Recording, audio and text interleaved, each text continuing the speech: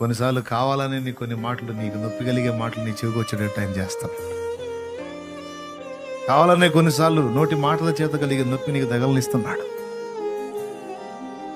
కావాలని తగలనిస్తున్నాడు. ఆ మాటల ఒత్తిడి, ఆ నొప్పి నీకు తగలాలి, నీలో నుంచి ఆయన అనుకున్న పరిమాణం రావాలి.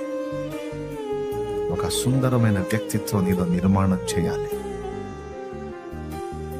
ఆయన నిన్ను దీనుడిగా చేయాలి, దీనురాలిగా చేయాలి, వీడికి నలిగిన అనుభవంలో నీకు ఇస్తుంది.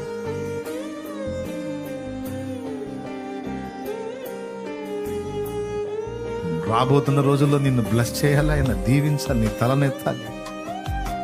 ఈ అనుభవాలన్నీ, ఈ చేదైన అనుభవాలన్నీ తీయని జ్ఞాపకాలుగా ఆ రోజు మారి పదే పదే పదే వీటిని జ్ఞాపకం చేసుకొని, నా దేవా ఎంత కార్యం చేసావు, నాకు ఎంత కార్యం చేసావు, ఎంత కార్యం చేసావని కృతజ్ఞత నిత్యము నీ నోట ఉండునట్లు ఆయన జోక్యం చేసుకున్నాడు.